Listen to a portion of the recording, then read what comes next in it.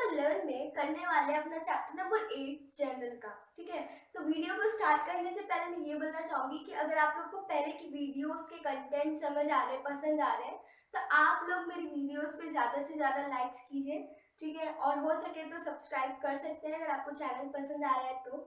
More over, अगर आपकी पिछले चैप्टर से कोई क्वेरीज हो तो आप उसको भी मेरे इंस्टा आईडी के थ्रू क्लियर कर सकते हैं। ठीक है, now moving back to the topic. So आज का हमारा जो टॉपिक है वो है जर्नल। ठीक है, अगर हम लोग पहले के फर्स्ट चैप्टर को रिवाइज करें तो फर्स्ट चैप्टर में हम लोग ने एक चीज पढ़ी थी, प्रोसेस ऑफ अकाउंटिंग। और प्रोसेस ऑफ अकाउंटिंग में जो हमारा थर्ड प्रोसेस था वो था रिकॉर्डिंग का। ठीक है, और हम लोग ने रिकॉर्डिंग में ये पढ़ा था कि हम लोग जितने भी फाइनेंशियल ट्रांजैक्शंस और इवेंट्स रहते हैं उसको क्या करते हैं, एक बुक में रिकॉर्ड करते हैं। जिस बुक में हम लोग सारी फाइनेंशियल ट्रांजैक्शंस और इवेंट्स को रिकॉर्ड करते हैं उस बुक को हम क्या बोलते हैं, जर्नल बोलते हैं। ठीक है, तो मैं सिर्फ सिंपल मीनिंग की बात करूं तो मीनिंग क्या होता है जर्नल का, that during process of accounting all transactions are recorded in one book. ठीक है, that is known as journal. यानी कि जितनी भी ट्रांजैक्शंस रहती है जब हम उसको इकट्ठा करके एक बुक में डाल देते हैं, एक बुक पे पोस्ट कर देते हैं, उस बुक को अपन क्या बोलते हैं, जर्नल बोलते हैं। ठीक है, अगर मैं पहले के साहूकार लोगों की बात करूं तो वो लोग के हाथों में भी पहले एक रेड कलर का रजिस्टर हुआ करता था, जिसमें वो लोग क्या करते थे, जो भी उन लोग का पैसे का लेन देन हुआ है उसको वो क्या करते थे, वहां पर अपनी लाल कलर की खाते बुक पे लिखते थे। ठीक है, उसी बुक को हम क्या बोलते हैं, जर्नल बोलते हैं। ठीक है, और अगर अब मैं सिर्फ डेफिनेशन की बात करूं तो एक बार मैं आप लोगों को क्लियर करना चाहूंगी कि जब आपको पूछा जाता है कि what do you mean by this term, तब आपको ये लिखना है कि आप उस टर्म से क्या समझते हैं। ठीक है, यहाँ पर आप अपने शब्दों को यूज कर सकते हैं।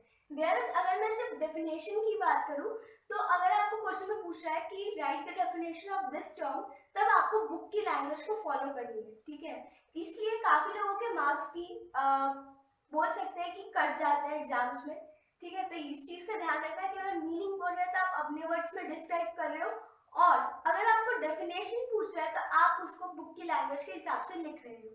ठीक है, नाउ यहाँ पर डेफिनेशन में आपको ये लिखना है कि जर्नल क्या एक सब्सिडियरी बुक है जिसको हम बुक्स ऑफ ओरिजिनल एंट्री भी बोलते हैं, और जिसमें हम क्या करते हैं, जितनी भी हमारी फाइनेंशियल ट्रांजैक्शंस एंड इवेंट्स रहती है उसको हम क्रोनोलॉजिकल ऑर्डर में लिखते हैं। क्रोनोलॉजिकल ऑर्डर यानी कि एक लाइन से, एक सिस्टम से, ठीक है, एक सीरीज से हम सारी चीजों को रिकॉर्ड करते हैं। ठीक है, तो ये हो गया जर्नल की डेफिनेशन के बारे में। रही बात सब्सिडियरी बुक की, तो यानी कि एक ऐसी स्पेशल बुक जिसपे सारे ट्रांजैक्शंस को लिखा गया हो। ठीक है, जिस बुक से अलग अलग और भी बुक्स बनाई जा सकती है। जैसे कि हमने एक बुक में सेल्स के डाल दिए, परचेज के डाल दिए, उसके अलावा हमने और भी कुछ ट्रांजैक्शंस कर दी, उधारी में खरीद लिए, उधारी में बेच दिए। ठीक है, तो डेटर्स का बन गया, क्रेडिटर्स का बन गया।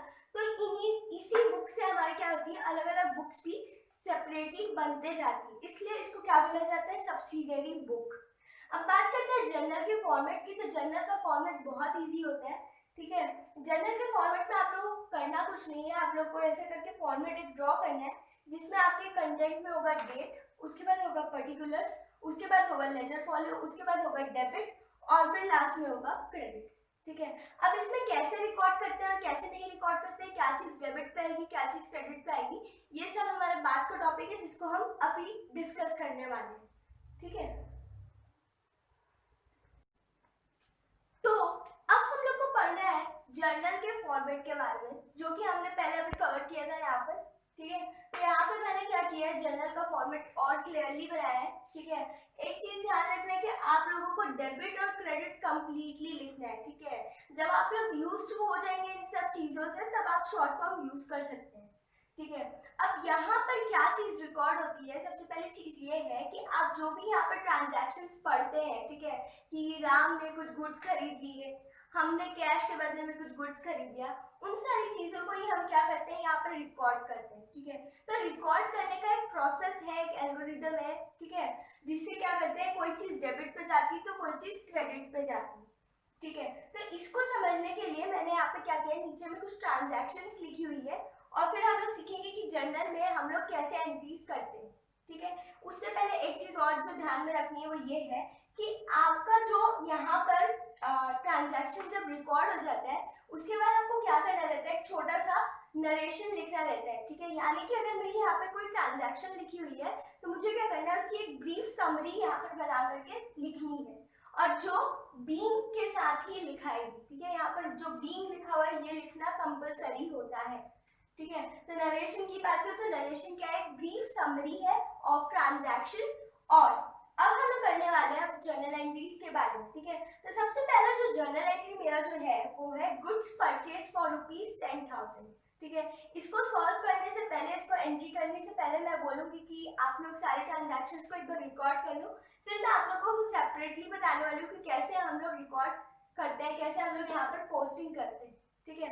अब यहाँ पर सीरियल नंबर लिखा हुआ है, डेट नहीं लिखी हुई है, तो यहाँ पर जब भी हम लोग पोस्ट करेंगे तो यहाँ पर एक डैश डालने वाले, ठीक है। अगर हमारे क्वेश्चन में डेट हमको दी रहती तब हम लोग यहाँ पर डेट को मेंशन करते। लेजर फॉलियो जो यहाँ पर बना हुआ है ये सिर्फ फॉर्मेलिटी के लिए बनाया हुआ है, ठीक है। इसका अभी हम लोग प्रायोरिटी अगर देखा जाए यूज तो कोई यूज नहीं है, स्पेसिफिक यूज नहीं है। बस इतना है कि हम लोग जर्नल में जितनी भी एंट्रीज करते हैं उसको लेजर पे पोस्ट करते हैं, ठीक है। लेजर्स की जो बुक बनती है वहां पर पोस्टिंग होती है, और हर लेजर की जो बुक्स रहती है उसमें ऊपर में पेज नंबर्स लिखे रहते हैं, ठीक है। तो उसी पेज नंबर को यहाँ पर दिखाया जाता है कि परचेज की एंट्री इतने नंबर पेज नंबर पे है, सेल्स की इतनी की है, ऐसे करके, ठीक है। तो आप इसको फॉर्मेलिटी के लिए ड्रॉ करेंगे। कॉलम छोटा ही होना चाहिए, डेबिट क्रेडिट का बड़ा होना चाहिए, और पर्टिकुलर्स का मेजरली बड़ा कॉलम होना चाहिए, ठीक है। तो यहाँ पर सबसे पहला ट्रांजैक्शन ये है कि गुड्स परचेज फॉर ₹10,000।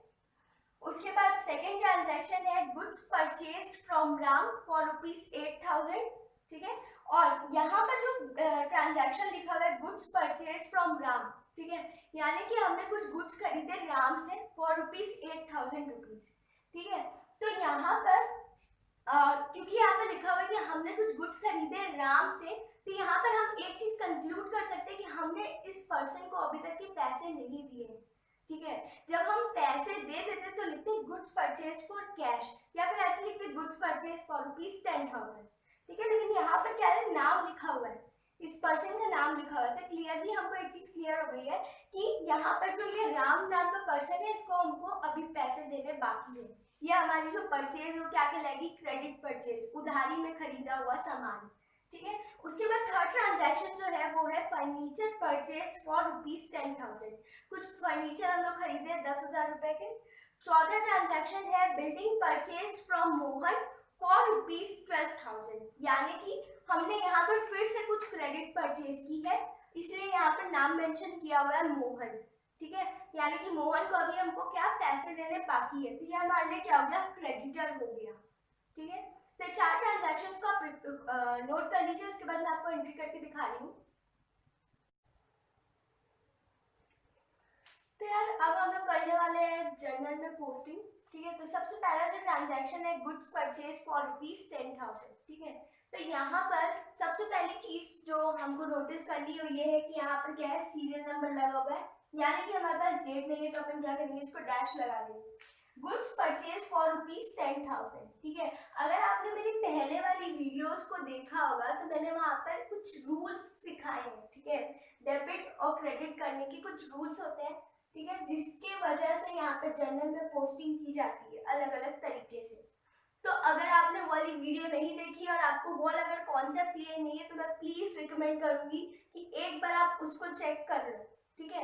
अगर आप उसको नहीं समझोगे तो ये पोस्टिंग में नहीं समझ आएगी, ठीक है। Now moving back to the topic, goods purchase for ₹10,000, ठीक है। यहाँ पर हमने क्या किया है, परचेज किया, और क्या क्या परचेज किया है, गुड्स। ध्यान रखना कि जब भी हम गुड्स परचेज करते हैं तब हम लोग यहाँ पर लिखते हैं परचेज अकाउंट डेबिट, ठीक है, परचेज अकाउंट डेबिट, और यहाँ पर डेबिट लिखना कंपलसरी होता है। अब हमने क्या किया, परचेज किया, ठीक है, और गुड्स परचेज किए, इसलिए यहाँ पर क्या लिखा है, परचेज। अगर यहाँ पर लिखा रहता मशीनरी परचेज या फर्नीचर परचेज तो यहाँ पर एसेट का नाम आ जाता, लेकिन बस हम लोग गुड्स में क्या करते हैं, गुड्स में हम लोग लिखते हैं परचेज। उसके बाद जब हम कोई चीज परचेज करते हैं हमारे पास क्या आ रहा है, गुड्स आ रहा है। गुड्स हमारे लिए क्या है, एसेट्स है। और हमने पहले के रूल के हिसाब से ये चीज पढ़ी थी कि अगर कोई चीज कोई एसेट हमारा बढ़ता है तो उसको क्या करना चाहिए, डेबिट करना चाहिए, ठीक है। एसेट्स अगर बढ़ेंगे तो अपने को क्या करना है, डेबिट करना है। मॉडर्न अप्रोच और ट्रेडिशनल अप्रोच दोनों में ये चीज दी हुई है। और इसके बाद क्या हो रहा है कि हमारा परचेज, हमारे गुड्स तो आ रहे हैं, हमारे बदले में क्या जा रहे हैं, कैश जा रहे हैं, ठीक है। तो अपन क्या किए, कैश अकाउंट को क्या किए, क्रेडिट कर दिए। अब यहाँ पर एक चीज जो लिखनी है कंपल्सरी, वो क्या है, टू, ठीक है। और यहाँ पर कैश अकाउंट क्रेडिट क्यों होगा, क्योंकि कैश क्या है, हमारा एसेट है, और जब हमारा एसेट कम होता है तो उसको अपन क्या करते हैं, क्रेडिट करते हैं। अब यहाँ पर अपने को क्या करना है, परचेज अकाउंट डेबिट लिखा हो तो डेबिट साइड में अपने को अमाउंट लिखना है 10,000 रुपए। सिमिलरली हमारा क्या हुआ, कैश कितने रुपए से कम हुआ है, 10,000 रुपए से, 10,000 लिखने वाले अपन क्रेडिट साइड में, ठीक है। तो ये हो गया पहली एंट्री। अब यहाँ पे नरेशन की बात आई, तो नरेशन में आप लिख सकते हैं बीइंग गुड्स परचेज, या फिर बस ऐसा लिख सकते हो बीइंग गुड्स परचेज फॉर ₹10,000, या एकदम शॉर्ट में लिख सकते हो बीइंग गुड्स परचेज्ड, ठीक है। तो ये हो गया हमारा पहला ट्रांजैक्शन। अब डिस्कस करते हैं हम लोग सेकंड ट्रांजैक्शन के बारे में। तो यार अब हम लोग को डिस्कस करना है सेकंड ट्रांजैक्शन के बारे में। तो सेकंड ट्रांजैक्शन में लिखा है goods purchase from Ram for ₹8,000। यहाँ पर मैंने पहले एक चीज क्लियर कर दी है कि जो राम से परचेज किया गया है 8,000 रुपए के गुड्स, इसके पैसे नहीं दिए गए हैं, इसलिए हमने यहाँ पर स्पेसिफिकली नाम को मेंशन कर रखा है कि हमने राम से कुछ गुड्स परचेज किए थे, और कितने रुपए के परचेज किए, 8,000 रुपए के, ठीक है। तो यहाँ पर फिर से हमारे पास क्या आ रहे हैं, गुड्स आ रहे हैं, और मैंने बताया था कि जब भी हम लोग गुड्स लाते हैं अपने बिजनेस में तो अपन क्या डेबिट करते हैं, परचेज अकाउंट।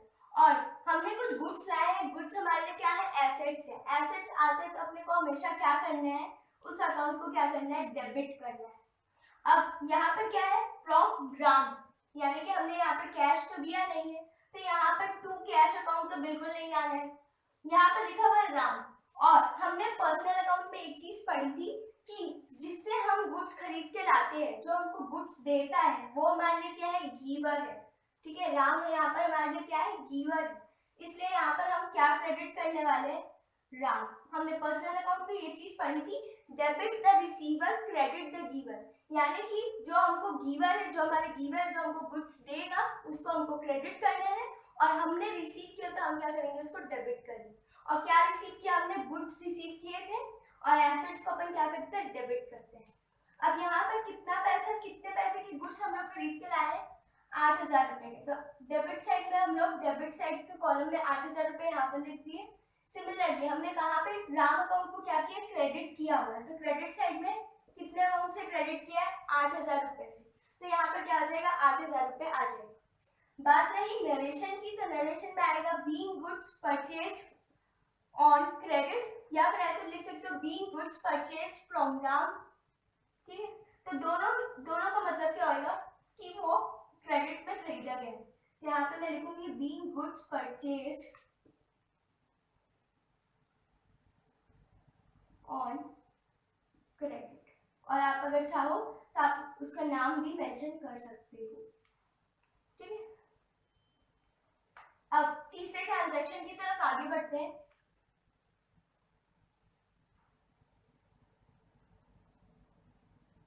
यार अभी भी कोई चीज अगर समझ नहीं आ रही है तो आप लोग इंस्टा आईडी shruti.agrawal.04 पे मुझसे आप लोग डिस्कस कर सकते हो अपनी क्वेरीज के बारे में, ठीक है। और अगर वीडियो बहुत स्लो चल रही है, ऐसा लग रहा है कि बहुत धीरे धीरे कर रही हूँ मैं, तो आप लोग अपने 3 डॉट्स पर जा करके अपनी स्पीड को नॉर्मल से 1.5 पर बढ़ा लो, ठीक है। तो तीसरे ट्रांजैक्शन की तरफ अब आगे बढ़ते हैं। तो तीसरा ट्रांजैक्शन है फर्नीचर परचेज फॉर ₹10,000, यानी कि अब यहाँ पर क्या किया, हमने फर्नीचर खरीद के लाया। फर्नीचर क्या है, एसेट है, एसेट हमारा अगर बिजनेस में बढ़ता है तो उसको अपन क्या करते हैं, डेबिट करते हैं। तो यहाँ पे क्या आ जाएगा, फर्नीचर अकाउंट डेबिट, ठीक है, फर्नीचर अकाउंट डेबिट। मैं प्लीज अभी भी बोल रही हूँ, कोई अगर पहले वाली वीडियो नहीं देखा, रूल्स नहीं समझता है, तो मैं एक बार बोलूंगी कि आप लोग उस वीडियो को देख लो, ठीक है। ये नहीं बनने वाला है इस जर्नल जब तक कि आप रूल्स को नहीं समझते हो, ठीक है। तो फर्नीचर परचेज फॉर ₹10,000, यानी कि यहाँ पर दिया हुआ है कि 10,000 रुपए के हमने क्या किया, फर्नीचर खरीदे। यहाँ पर किसी पर्सन का नाम भी लिखा हुआ है, यानी कि कौन सी परचेज है, कैश परचेज है, हमने यहाँ पे पैसे दे दिए। तो यहाँ पर एसेट आया, बढ़ा हमारा एसेट, तो हमने डेबिट कर दिया, और क्या जा रहा है हमारे पास से, कैश जा रहा है। और कैश, अगर हमारा एसेट कम होता है तो हमको क्या करना चाहिए, उसको क्रेडिट करना चाहिए। तो यहाँ पर अमाउंट क्या क्या आ जाएगा, फर्नीचर अकाउंट में आ जाएगा 10,000 रुपए, और सिमिलरली कैश में कितने रुपए हमारे कम हो रहे हैं क्रेडिट साइड में, 10,000 रुपए। ठीक है, अगेन अगर मैं आके नरेशन की बात करूँ तो यहाँ पे आएगा बी फर्नीचर परचेज। जब हम लोग गुड्स के अलावा कोई और एसेट खरीदते हैं, फर्नीचर हो गया, मशीन हो गई, बिल्डिंग हो गई, तो हमको हमेशा एसेट का नाम ही मेंशन करना है। यानी अगर गुड्स लिख रहे हैं तो गुड्स में हमेशा नाम आएगा परचेज का। ठीक है, बीइंग फर्नीचर परचेज्ड। और अगर चाहो और क्लियरिटी के लिए क्लियर लिख सकते हो फॉर कैश। ठीक, उसके बाद अगले ट्रांजैक्शन की तरफ आगे बढ़ रही हूँ मैं। चौथा ट्रांजैक्शन है building purchase from Mohan for ₹12,000। यानी कि हमने बिल्डिंग खरीदी है मोहन नाम के एक पर्सन से, वो भी 12,000 रुपए। यहाँ पर फिर से नाम लिखा हुआ है फ्रॉम मोहन, यानी कि इस पर्सन का हम नाम क्यों लिखेंगे अपनी बुक में, इसलिए लिखेंगे क्योंकि हमने अभी भी इस पर्सन को हमारे 12,000 रुपए नहीं दिए हैं। ठीक है, 12,000 रुपए इसको देना बाकी है, ये हमारा क्या है, क्रेडिटर है। तो यहाँ पे जनरल एंट्री क्या हो जाएगी, एक तो पहली चीज हमारे पास क्या आ रहा है, बिल्डिंग आ रहा है। बिल्डिंग हमारे लिए क्या है, एसेट्स है, और एसेट्स का मतलब क्या होता है, ऐसी चीजें जो हमारे बिजनेस को फायदा देती है, जो हमारे इकोनॉमिक रिसोर्सेज को बढ़ाती है। ठीक है, तो बिल्डिंग आ रहा था डेबिट, और हमने क्या किया है, इसको उधारी में खरीदा है। ठीक है, यहाँ पर मैंने नाम मेंशन किया, यानी कि ये उधारी में खरीदी गई परचेज है। तो यहाँ पर मैं जिससे खरीदूंगी उसको मैं क्या करूंगी, क्रेडिटर। क्रेडिटर है मेरा, तो इसको मैं क्या करूंगी, क्रेडिट करूंगी। और पर्सनल अकाउंट के हिसाब से भी ये रूल सेटिस्फाइड हो रहा है, debit the receiver credit the giver, यानी कि जो हमको देगा उसको हमको क्या करना है, क्रेडिट करना है। और हमारे पास एसेट्स आए, एसेट्स बढ़ते हैं तो इसको क्या करते हैं, डेबिट करते हैं। सिमिलरली यहाँ पर क्या हो गया, यहाँ पर अमाउंट अब चेंज होकर के होगा, कितने रुपए से हमारी एसेट बढ़ा है, 12,000 रुपए से, और हमको कितना रुपए अभी देना बाकी है उसको, वो है 12,000 रुपए। बात रही यहाँ की नरेशन की, तो यहाँ पे लिखना है B building purchase on credit या फिर मोहन। ठीक है,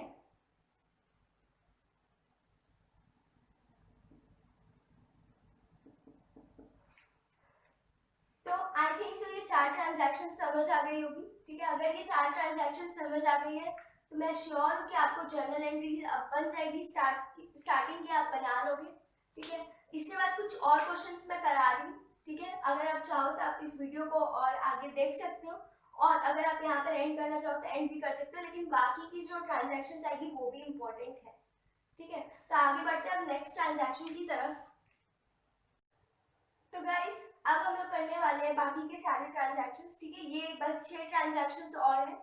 और एक चीज और बता दूं कि ये जो लास्ट वाली ट्रांजैक्शन है ये मोस्ट इंपॉर्टेंट ट्रांजैक्शन है, जिसमें लोग काफी कंफ्यूज हो जाते हैं। ठीक है, तो आप अगर देख रहे हैं तो आप लास्ट तक के देखो, और अगर नहीं देख रहे हो तो आप डायरेक्टली स्किप कर सकते हो। ठीक है, तो पहला ट्रांजैक्शन आप लोग का जो है वो है गुड्स सोल्ड फॉर ₹10,000। यहाँ पर हम लोग क्या किए, हम लोग यहाँ पर गुड्स को बेचे। ठीक है, यहाँ पे क्या हुआ है, बेचे, और हमारे पास बेचने के बदले में क्या आ रहा है, 10,000 रुपए आ रहे हैं। तो सबसे पहली चीज जो मैं देख सकती हूँ वो क्या है कि मेरे पास क्या हुआ, कैश आ गया, और एसेट बढ़ता है तो इसको क्या करना चाहिए, डेबिट। ठीक है, और मैंने क्या किया है, यहाँ पे सेल किया है, सोल्ड, तो यहाँ पे क्या हो जाएगा, टू सेल्स अकाउंट। जब अगर मेरी सेल्स बढ़ती है तो हमने एक चीज पढ़ा था नॉमिनल अकाउंट की तरफ से कि हमारा जब रिवेन्यू बढ़ता है, रिवेन्यू यानी कि वो पैसा जो हम सेल्स करके बढ़ाते हैं, जो हम सेल्स करके कमाते हैं, तो उसको अपन को क्या करना चाहिए, क्रेडिट करना चाहिए। तो यहाँ पर एंट्री हो जाएगी cash account debit to sales account, और यहाँ पे अमाउंट क्या है, 10,000 रुपए जो कैश हमारे पास आया, और किस वजह से आया, सेल्स करने की वजह से।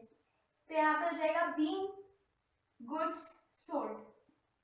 ठीक है, इसके बाद बढ़ते हैं हम लोग नेक्स्ट एंट्री की तरफ। तो यार अब हम फटाफट कंप्लीट करने वाले हैं बाकी के 5 ट्रांजैक्शंस। तो दूसरा ट्रांजैक्शन है goods sold to Raju for ₹8,000। यहाँ पर हमने फिर से क्या किया, सेल किया। ठीक है, और किसको सेल किया है, राजू को सेल किया है। हम यहाँ पर नाम किसी भी पर्सन का कब लिखेंगे, जब हमने किसी को उधारी में बेचा होगा, ठीक है। और अगर कैश में बेचते थे यहाँ पे सीधा सीधा होता है गुड्स सोल्ड फॉर ₹10,000 या फिर गुड्स सोल्ड फॉर ₹8,000। यहाँ पर नाम लिखा हुआ है, यानी कि हमारी जो सेल हुई है ये क्या है, क्रेडिट सेल। और जिस पर्सन को हम उधारी में बेचे हैं सामान को, उसको अपन क्या बोलेंगे, डेटर, ठीक है। और उसमें अपन लिखते डेप्टर है, लेकिन वो प्रोनाउंस होता है डेटर, ठीक है, बी साइलेंट रहता है। बहुत लोग उसको डेप्टर भी बोलते हैं। आप लोग के ऊपर, आप लोग क्या बोलना चाहो। यहाँ पे हमने क्या किया, गुड्स परचेज सेल किए, और किसको सेल किए, राजू को। तो यहाँ पे नॉमिनल अकाउंट के हिसाब से अगर देखूं तो यहाँ पे रिसीवर कौन है, राजू है, तो इसको अपन क्या करेंगे, राजू अकाउंट डेबिट। और हमने क्या किया, सेल्स किया, और सेल्स करने वक्त कौन सा अकाउंट इफेक्ट होता है, टू सेल्स अकाउंट, ठीक है। और अमाउंट क्या है यहाँ पर, 8,000 रुपीज। सिमिलरली यहाँ पर भी आएगा ₹8,000, ठीक है। इसके बाद बढ़ते हैं नेक्स्ट ट्रांजैक्शन की तरफ। नरेशन की बात हुई थी, नरेशन यहाँ पर आप लिख सकते हो being goods sold on credit, ठीक है। तो मैं ये एज्यूम कर रही हूँ कि आप लोग इसको लिख लिए होंगे और आप लोगों को समझ आ गया होगा कि यहाँ पे क्या भरना है, ठीक है। इसके बाद बढ़ते हैं नेक्स्ट ट्रांजैक्शन की तरफ। तो गाइस ये जो थर्ड वाले ट्रांजैक्शंस है, इसको थोड़ा सा इजी करने के लिए हम लिख देते हैं कि हमने कुछ बिल्डिंग्स को, कुछ हमारे पास एक 20,000 रुपए की बिल्डिंग थी जिसको हमने क्या किया है, सेल कर दिया है, ठीक है। तो हमने यहाँ पर क्या किया, बिल्डिंग को सेल कर दिया, जिसके बदले में हमको क्या आएगा, ऑब्वियस सी बात है, हमको कैश आएगा। और कैश एसेट है तो कैश अकाउंट को अपन कर देंगे डेबिट। और हमारे पास से क्या जा रहा है, दूसरा एसेट जा रहा है बिल्डिंग, ठीक है। और हमारे पास कोई एसेट जब जाता है तो हम क्या करते हैं, उसको क्रेडिट करते हैं। और यहाँ पर अमाउंट क्या हो जाएगा, 20,000, ठीक है। तो 20,000 यहाँ और 20,000 यहाँ, ठीक है। और नरेशन में लिखना है being the building sold for ₹20,000 या फिर बीइंग द बिल्डिंग सोल्ड, ठीक है। लेकिन बीइंग लिखना कंपलसरी चीज है, ठीक है। उसके बाद आप नरेशन में छोटा इनफॉर्म लिखो या पूरे नरेशन को कॉपी करो, इससे कोई फर्क नहीं पड़ता। नरेशन का मतलब ये होता है कि ब्रीफ समरी लिखना है।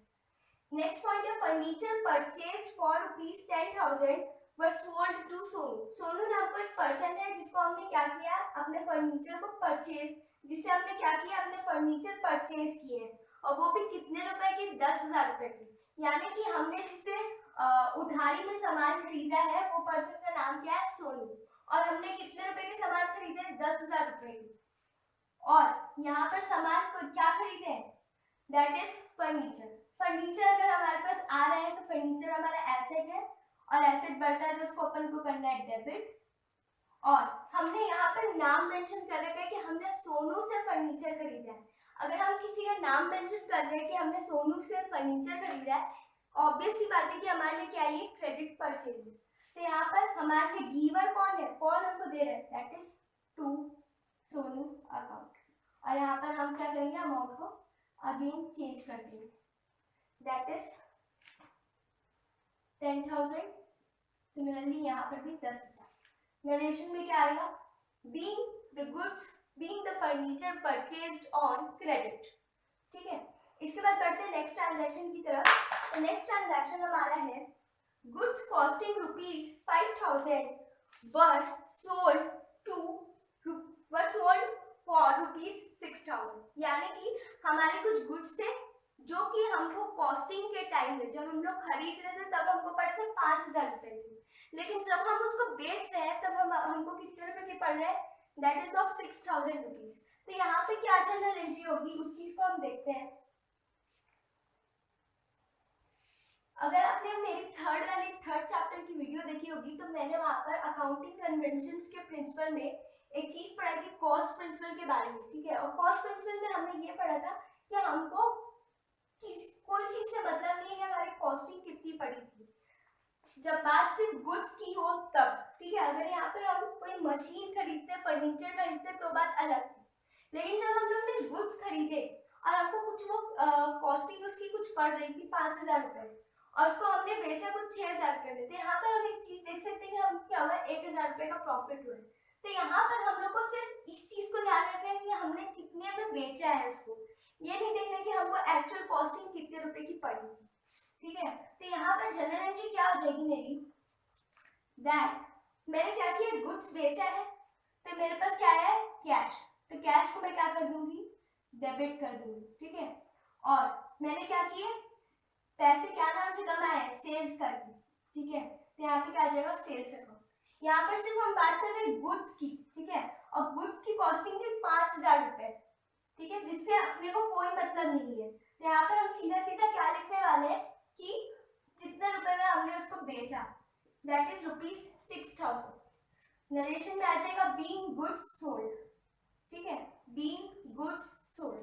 अब बढ़ते हैं नेक्स्ट लास्ट ट्रांजैक्शन की तरफ। लास्ट ट्रांजैक्शन बहुत बहुत इंटरेस्टिंग भी है और इम्पोर्टेंट भी है, ठीक है। ये लोगों को स्टूडेंट्स को बेसिकली कंफ्यूज करने के लिए पूछा जाता है।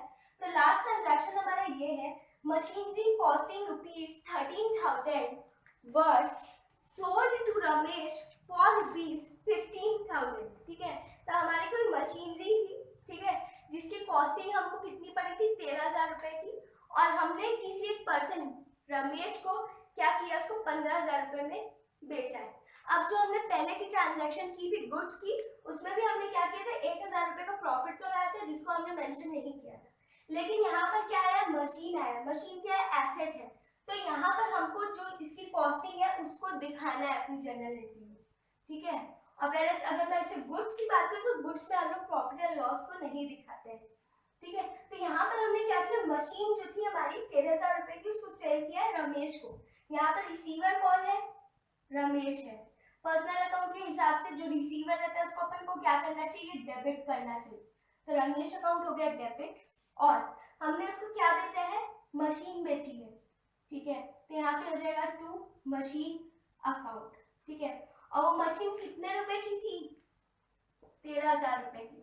तो मैंने यहाँ पर अमाउंट लिख दिया 13,000 रुपीज, ठीक है। उसकी जितनी भी कॉस्टिंग पड़ी थी मैंने वहां पर 13,000 रुपए ही लिखे। और हमने रमेश से कितने पैसे मांगे थे, 15,000 रुपए मांगे थे, ठीक है, जो कि अभी तक के आए नहीं है, हमने उधारी में अभी बेचा है इसको, इसलिए हम लोग यहाँ पे रमेश लिख रहे हैं। तो यहाँ पे 15,000 रुपए हमको अभी आने बाकी है, तो हमने कर दिए डेबिट। और हमारे पास से क्या गया, मशीन। मशीन हमारे लिए क्या है, एसेट है। एसेट हमारा कम होता है तो उसको हमको क्या करना चाहिए, क्रेडिट करना चाहिए, इसलिए यहाँ पे क्रेडिट में लिखा हुआ 13,000। और इस मशीन को बेचने से हमको कुछ प्रॉफिट या लॉस हुआ है, क्या हुआ है, प्रॉफिट हुआ है। तो यहाँ पे हम क्या लिखने वाले हैं, to profit and loss account credit, ठीक है, to profit and loss account credit. और यहाँ पे कितना प्रॉफिट हो रहा है हमको, 13,000 रुपए की मशीन थी, 15,000 में बेचे, यानी कि हमको हुआ है 2,000 रुपए का प्रॉफिट। यहाँ पर नरेशन की बात आई तो यहाँ पे लिख सकते हैं, being the machine purchased and earn A profit of ₹2,000, ठीक है। या फिर ऐसे लिख सकते हो, being the machine, sorry purchase नहीं आएगा, सोल्ड आएगा, being the machine sold on profit, ठीक है, ये भी लिख सकते हो, ठीक है। तो ये सारी जो ट्रांजैक्शन थी, ये सारी मेन ट्रांजैक्शंस हैं जो कि आप लोग जब जर्नल एंट्रीज करते हो तो बेसिकली कंफ्यूज करने के लिए दी जाती है, ठीक है। That's all for today guys, and if you like the video then you can subscribe the channel, ठीक है। और अगर आप लोग चाहते हो तो आप इंस्टा आईडी के थ्रू मेरे से डायरेक्टली बात कर सकते हो, ठीक है। इसके अलावा अगर आप लोग को ऐसा लग रहा है कि कंटेंट ठीक से कवर नहीं हो रहा है या समझ नहीं आ रहा है, तो आप लोग मुझे कमेंट सेक्शन के थ्रू भी अपने व्यूज बता सकते हो। वीडियोस कैसे इंप्रूव हो सकती है आप इस बारे में भी मेरे को प्लीज प्लीज प्लीज सजेस्ट करो, ठीक है। That's all for today, bye.